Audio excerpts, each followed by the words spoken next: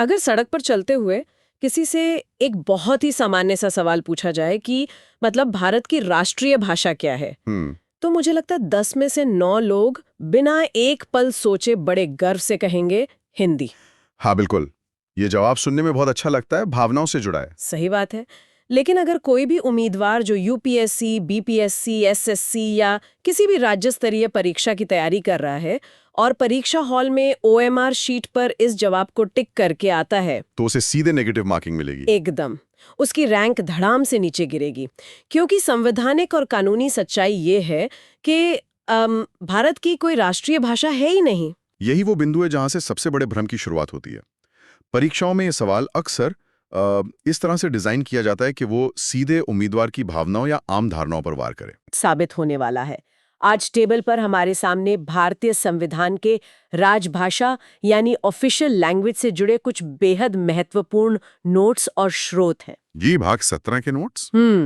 और मैं ये भी कहूंगा कि भाषा से जुड़ी ये प्रावधान अक्सर लोगों को कंफ्यूज करते हैं। लेकिन आज हम सिर्फ ये नहीं जानेंगे कि नियम क्या हैं, बल्कि उन्हें याद रखने का एक स्पष्ट ढांचा भी तैयार करेंगे। ठीक है, तो आइए इसे डिकोड करते हैं। सबसे पहले इसी बड़े ट्रैप को समझते हैं। जब हम संविधान के भाग 17 का अनुच्छेद 343 देखते हैं, तो वहां स्पष्ट रूप से एक बात लिखी है। हाँ, वही के संविधान के अधीन किसी भी भाषा को राष्ट्रीय भाषा के रूप में नहीं अपनाया गया है। और संघ की जो भाषा होगी वो केवल राजभाषा यानी ऑफिशियल लैंग्वेज होगी, जो कि हिंदी है और जिसकी लिपि देवनागरी है।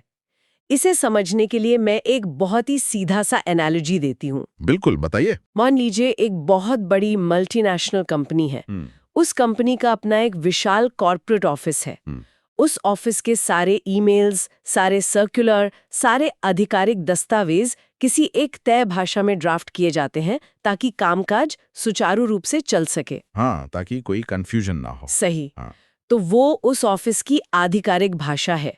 लेकिन इसका ये मतलब तो नहीं है ना कि उस कंपनी में काम करने वाले हर कर्मचारी की मातृभाषा या उसकी एकमात्र पहचान वही भाषा हो गई। अरे वाह, ये कॉर्पोरेट ऑफिस वाला एनालॉजी बहुत ही सटीक है।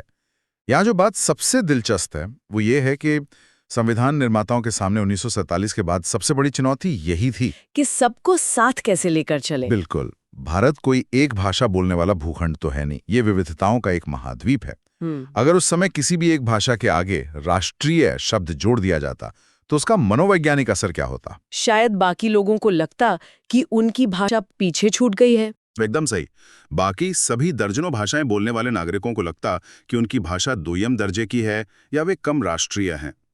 इसलिए अनुच्छेद 343 बहुत ही सावधानी से केवल प्रशासनिक सुविधा और कागजी कामकाज की बात करता है। मतलब ये साफ करता है कि केंद्र सरकार यानी जो संघ है उसका प्रशासन किस भाषा में चलेगा। जी, इसीलिए जो लोग परीक्षाओं में बैठने वाले हैं उन्हें यह बात बिल्कुल दिमाग में बैठा लेनी चाहिए कि बहुविकल्पीय प्रश्नों में राष्ट्रीय भाषा का विकल्प हमेशा एक बिछाया हुआ जाल होता है। मतलब एक ट्रैप है। सही शब्द हमेशा हर हाल में राजभाषा ही चुनना है। बिल्कुल। लेकिन देखिए, ये तो हो गया कागजी सिद्धांत। अगर अनुच्छेद 343 कहता है कि संघ की राजभाषा देवनागरी लिपि वाली हिंदी होगी, तो जमीनी हकीकत इससे इतनी अलग क्यों दिखती है? आपका इशारा अंग्रेजी की तरफ है ना? हाँ, अगर आज कोई केंद्र सरकार का गजट देखे, सुप्रीम कोर्ट का कोई नोटिस देखे या किसी बड़े मंत्रालय का सर्कुलर देखे, तो वहां अंग्रेजी का ही दबदबा नजर आता है। तो क्या संविधान के लागू होते ही इस नियम को दरकिनार कर दिया गया था? दरकिनार नहीं किया गया था।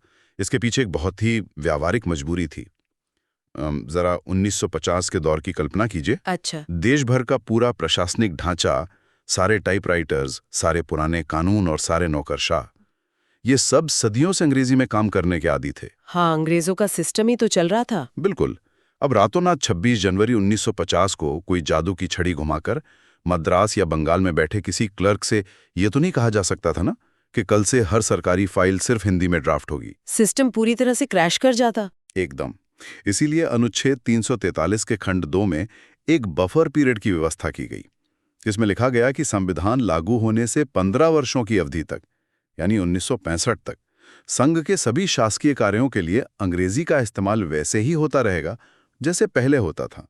रुको, यहाँ एक पेच है। अगर 15 साल की मोहलत दी गई थी तो वो टाइमर तो 1965 में ही खत्म हो जाना चाहिए था। तकनीकी रूप से हाँ। फिर अंग्रेजी को पूरी तरह से विदा कर दिया जाना चाहिए था ना। ये आज 21वीं सदी में भी हमारे सिस्टम में कैसे गहराई तक जमी हुई है। और यहीं पर संसदीय कूटनीति काम आती है। संविधान निर्माताओं ने 15 साल का समय तो दिया, लेकिन उन्होंने एक खिड़की भी खुली छोड़ दी थी। अच्छा, कैसी खिड़की? उन्होंने संसद को ये अधिकार दिया कि वो चाहे तो कानून बनाकर इस अवधि को बढ़ा सकती है। जैसे जैसे 1965 का साल करीब आने लगा, गैर हिंदी भाषी राज्यों में, विशेषकर दक्षिण भारत में, ये चिंता बढ़ने लगी कि हिंदी को पूरी तरह से लागू करने पर उनके लोग प्रशासनिक और सरकारी नौकरियों की दौड़ में पिछड़ जाएंगे। हाँ, इसके कारण बहुत भारी विरोध प्रदर्शन भी हुए थे, मैंने पढ़ा है। जी, और इसी स्थिति को संभालने के लिए संसद ने राजभाषा अधिनियम 1963 पारित किया। इस अधिनियम ने एक तरह से अंग्रेजी के इस्तेमाल को अनिश्चित काल के लिए विस्तार दे दिया। मतलब 15 साल की वो जो अस्थायी व्यवस्था थी वो व्यावहारिक रूप से स्थायी हो गई। बिल्कुल सही। लेकिन इन 15 सालों के दौरान, मतलब 1950 से 65 के बीच, क्या केंद्र सरकार बस हाथ पर हाथ धरे बैठी रही? मतलब क्या कोई ऐसा सिस्टम नहीं बनाया गया जो ये चेक करे कि हम राजभाषा के तौर पे हिंदी को आगे बढ़ाने के लिए कुछ कर भी रहे हैं या नहीं? नहीं, बिल्कुल एक सिस्टम बनाया गया था। और परीक्षाओं के नजरिए से ये बहुत ही हॉट टॉपिक है, खासकर एसएससी और स्टेट पीसीएस वालों के लिए। कौन सा सिस्टम? संविधान में एक अनुच्छेद है, अनुच्छेद 344। ये राष्ट्रपति को ये शक्ति देता है कि वो राजभाषा के विकास और प्रगति का आकलन करने के लिए एक आयोग का गठन करें। तो इसी शक्ति का इस्तेमाल करते हुए प्रथम राजभाषा आयोग बना था। एकदम सही। 1955 में राष्ट्रपति ने प्रथम राजभाषा आयोग का गठन किया। इसके अध्यक्ष थे श्री बीजी खेर। बीजी खेर आयोग 1955। अरे, ये नाम तो पिछले सालों के प्रश्न पत्रों में अनगिनत बार देखा गया है। हाँ, ये सवाल बहुत बार आता है। और इस आयोग ने 1956 में अपनी रिपोर्ट सौंपी थी। इसका काम ही यही था कि ये देखना कि हिंदी का धीरे धीरे सरकारी काम में कैसे विस्तार किया जाए और अंग्रेजी के प्रयोग को कैसे सीमित किया जाए। तो ये तथ्य एकदम याद रखने वाला है। प्रथम राजभाषा आयोग का गठन कब हुआ? 1955। इसके अध्यक्ष कौन थे? बीजी खेर। इसे किसी भी हाल में भूलना नहीं है। बिल्कुल, ये एकदम रट लेने वाली बात है। अब यहाँ ये बात सच में बहुत दिलचस्प हो जाती है, क्योंकि देखिए, हमने केंद्र सरकार की फाइलें तो सुलझा ली कि संघ का कामकाज हिंदी और अंग्रेजी के इस संतुलन पर चलेगा, लेकिन भारत सिर्फ केंद्र सरकार का नाम तो नहीं है ना। सही कहा, राज्यों की भी अपनी पहचान है। जी, जब एक आम नागरिक अपने राज्य में होता है तो उसकी अपनी एक अलग भाषाई पहचान होती है। यहाँ से हमारी चर्चा उस हिस्से की तरफ मुड़ती है जो भारत की असली विविधता का आईना है, संविधान की 8वीं अनुसूची, यानी 8th शेड्यूल। जी, जिसमें आज की तारीख में 22 भाषाओं को मान्यता मिली हुई है। लेकिन जो बात सबसे ज्यादा ध्यान देने वाली है वो ये कि ये अनुसूची हमेशा से 22 भाषाओं वाली नहीं थी, है ना? बिल्कुल नहीं। जब संविधान लागू हुआ था तब मूल रूप से इसमें केवल 14 भाषाएं ही शामिल थीं। उड़ी गई, वे ऐसे ही हवा में नहीं आ गई। उनके लिए बकायदा संविधान संशोधन किए गए। हाँ। और ये अमेंडमेंट सिर्फ कानूनी प्रक्रिया नहीं थे, बल्कि देश के बदलते सामाजिक और राजनीतिक समीकरणों की स्वीकृति थे। हाँ। आइए इस सफर को क्रमानुसार देखते हैं। सबसे पहले आता है 1967 का 21वां संविधान संशोधन, जिसके जरिए सिंधी भाषा को जोड़ा गया। सिंधी का जुड़ना अपने आप में बहुत ऐतिहासिक था। ये एक ऐसी भाषा थी जिसका आजादी के बाद भारत के नक्शे पर कोई अपना अलग राज्य नहीं था, क्योंकि सिंध का इलाका तो पाकिस्तान में चला गया था। हाँ। लेकिन सिंधी बोलने वाले लाखों लोग भारत में बसे थे। जी। तो उनकी संस्कृति और पहचान को संरक्षित करने के लिए 1967 में ये 21वां संशोधन किया गया। इसके बाद एक लंबा अंतराल आता है और फिर 1992 में होता है 71वां संविधान संशोधन। इसके जरिए एक साथ 3 भाषाएं 8वीं अनुसूची का हिस्सा बनती हैं, मणिपुरी, कोंकणी और नेपाली। हाँ, 71वां संशोधन। लेकिन एक मिनट, अब यहाँ नेपाली का जुड़ना बहुत ही दिलचस्प लगता है। आमतौर पर लोग सोचते हैं कि कोई भाषा सिर्फ देश की सीमाओं के भीतर ही पैदा होनी चाहिए, लेकिन नेपाल से जुड़ी एक भाषा को हमारे संविधान में जगह मिलना क्या दर्शाता है? ये दर्शाता है कि भाषा भौगोलिक सीमाओं से ज्यादा लोगों की पहचान से जुड़ी होती है। भारत के कई हिस्सों जैसे दार्जिलिंग, सिक्किम और उत्तर पूर्व के अन्य इलाकों में नेपाली बोलने वाले भारतीय नागरिकों की एक बहुत बड़ी आबादी दशकों से रहती आई है। अच्छा, तो ये उनके लिए था। बिल्कुल। नेपाली को शामिल करना इस बात की कानूनी मोहर थी कि भाषा की कोई एक बंधी बंधाई सरहद नहीं होती। तो 1992 के इस 71वें संशोधन के बाद मान्यता प्राप्त भाषाओं की संख्या 18 हो गई। और फिर आता है आखिरी बड़ा अपडेट 2003 का 92वां संविधान संशोधन अधिनियम। इसके जरिए 4 और भाषाओं को अनुसूची में जगह मिली। जी, बोडो, डोगरी, मैथिली और संथाली। एकदम सही। ये थी मैथिली, संथाली, डोगरी और बोडो। इन्हें मिलाकर आज हमारे पास 8वीं अनुसूची में कुल 22 भाषाएं हैं। जो लोग परीक्षा हॉल में बैठने वाले हैं उनके लिए ये पूरा क्रम एक टाइमलाइन की तरह दिमाग में छपा होना चाहिए। हाँ, क्योंकि मैच द फॉलोइंग वाले सवालों में एक तरफ साल या संशोधन का नंबर होता है, जैसे 21वां, 71वां, 92वां, और दूसरी तरफ जोड़ी गई भाषाओं का समूह। बिल्कुल, इसे याद रखने का कोई शॉर्टकट नहीं है, इसे इसी क्रोनोलॉजी में समझना होगा। अब यहाँ से एक बहुत ही तार्किक सवाल पैदा होता है। कैसा सवाल? हमने देखा कि 8वीं अनुसूची में 22 भाषाएं हैं जिन्हें संविधान मान्यता देता है। तो अगर किसी राज्य को अपनी राजकीय भाषा चुननी हो तो क्या वो एक बंद मेन्यू की तरह है? बंद मेन्यू से आपका मतलब? मतलब क्या राज्यों को मजबूरन इन्हीं 22 भाषाओं में से कोई एक चुननी पड़ती है? अनुच्छेद 345 और 346 राज्यों की इस भाषाई आजादी के बारे में क्या कहते हैं? ये बहुत ही शानदार सवाल है और यहीं पर अच्छे खासे तैयारी करने वाले उम्मीदवार गलती कर बैठते हैं। सच में? हाँ, आमतौर पर ये मान लिया जाता है कि 8वीं अनुसूची ही वो एकमात्र डिब्बा है जिसमें से राज्य अपनी भाषा निकाल सकते हैं। लेकिन अनुच्छेद 345 एक बिल्कुल अलग कहानी कहता है। अच्छा, क्या कहता है? ये राज्यों के विधानमंडलों को ये शक्ति देता है कि वे अपने राज्य के राजकीय कार्यों के लिए उस राज्य में इस्तेमाल होने वाली किसी एक, अनेक या हिंदी को अंगीकार कर सकते हैं। और सबसे बड़ा सरप्राइज एलिमेंट ये है कि क्या?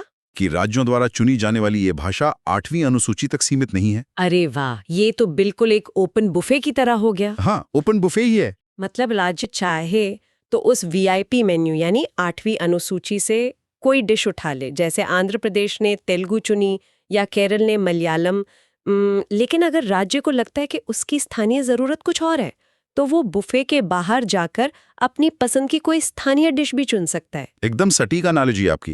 अगर हम इसे व्यापक संदर्भ से जोड़कर देखें तो इसके उदाहरण भी बहुत शानदार हैं। अगर हम उत्तर पूर्व की तरफ देखें तो मेघालय, अरुणाचल प्रदेश और नागालैंड जैसे राज्यों ने अंग्रेजी को अपनी राजभाषा चुना है। और पुडुचेरी ने शायद फ्रांसीसी को? बिल्कुल, पुडुचेरी ने अपने फ्रांसीसी औपनिवेशिक इतिहास को देखते हुए फ्रांसीसी को राजकीय कार्यों के लिए अपनाया है। इसके अलावा त्रिपुरा ने अपनी स्थानीय भाषा कोकबोरोक और मिजोरम ने मीजो भाषा का चुनाव किया है, जो कि अनुसूची में नहीं है। एकदम सही। ये भाषाएं 8वीं अनुसूची की 22 भाषाओं की सूची में नहीं है, फिर भी ये अपने अपने राज्यों की राजभाषाएं हैं। ये तो भारत के संघीय ढांचे की एक बहुत ही खूबसूरत तस्वीर पेश करता है। ऐसा लगता है कि संविधान ऊपर से बैठकर कोई कठोर नियम थोप नहीं रहा है, बल्कि वो जमीन की हकीकत और स्थानीय लोगों की सुविधा को सबसे ऊपर रख रहा है। जी बिल्कुल। लेकिन एक सवाल और है। अगर त्रिपुरा और मिजोरम ने अपनी अपनी स्थानीय भाषाएं चुन ली तो राज्यों के बीच बातचीत कैसे होगी? मान लीजिए उत्तर प्रदेश की सरकार को तमिलनाडु की सरकार को कोई आधिकारिक पत्र भेजना है तो वो किस भाषा में जाएगा? इसके लिए संविधान में अनुच्छेद 346 है। ये पत्राचार की भाषा तय करता है। अच्छा, तो इसका नियम क्या है? इसका सीधा सा नियम यह है कि दो राज्यों के बीच या किसी राज्य और केंद्र सरकार के बीच जो भी पत्राचार होगा वो संघ की राजभाषा में होगा, यानी मौजूदा व्यवस्था के तहत अंग्रेजी या हिंदी में। तो इसे एक लिंक लैंग्वेज की तरह इस्तेमाल किया जाता है। जी, लेकिन इसमें भी एक बहुत ही लचीला प्रावधान है। अगर दो राज्य, मान लीजिए बिहार और मध्य प्रदेश, आपस में ये एग्रीमेंट कर लेते हैं कि वे अपना सारा पत्राचार हिंदी में करेंगे, तो उन्हें अंग्रेजी इस्तेमाल करने की कोई बाध्यता नहीं है। तो इस सब का असल में क्या मतलब है? ये तो वाकई बहुत प्रैक्टिकल है, लेकिन अब मैं इस पूरी चर्चा का सबसे बड़ा विरोधाभास सामने रखना चाहती हूँ। बताइए, कौन सा विरोधाभास? एक तरफ हमने अनुच्छेद 345 में देखा कि संविधान राज्यों को इतनी जबरदस्त आजादी दे रहा है कि वे फ्रांसीसी से लेकर कोकबोरोक तक कोई भी भाषा चुन सकते हैं।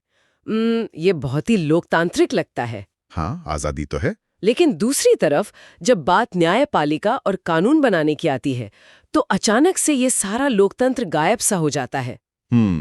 आप अनुच्छेद 348 की बात कर रही हैं। बिल्कुल। जब तक संसद कानून बनाकर बदलाव ना करे तब तक सुप्रीम कोर्ट और हाई कोर्ट्स की भाषा सिर्फ और सिर्फ अंग्रेजी होगी।